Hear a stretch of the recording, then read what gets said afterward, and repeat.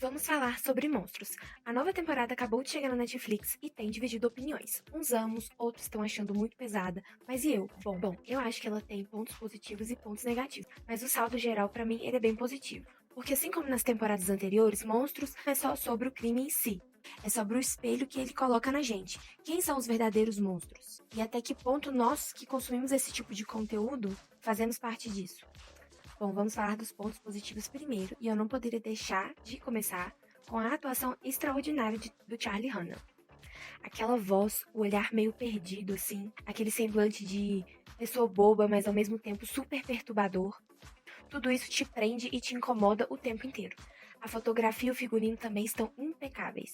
Cada detalhe te transporta diretamente para aquela época, e as cenas mais macabras fazem a gente se sentir dentro da cabeça dele. No começo, eu confesso que eu não gostei muito daquela parte em que a história dele vira cinema dentro da própria história. Parecia que dava uma quebrada no ritmo, sabe? Mas no fim eu percebi que aquilo na verdade fazia muito sentido. Mostra como a história real foi se distorcendo, e aí com isso gerou filmes, rumores, mitos.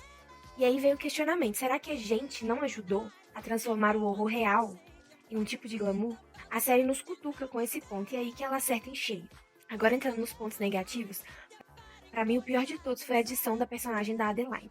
Ela foi inventada e muitas vezes ela é apresentada como ali uma influência que dá as ideias e os recursos para o Ed. E pra mim, isso tira um pouco da responsabilidade do próprio Ed em cima dos atos que ele cometeu.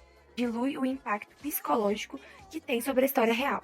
Também achei que as alucinações em cima do tema do nazismo foram muito exageradas. A série já tinha intensidade suficiente sem precisar se recorrer a isso.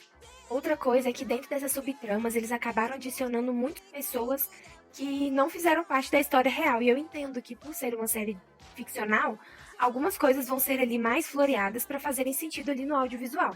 Mas ainda assim, tem hora que essas adições elas simplesmente parecem desnecessárias. Essas subtramas, para mim, elas acabam confundindo mais do que contribuindo para a série.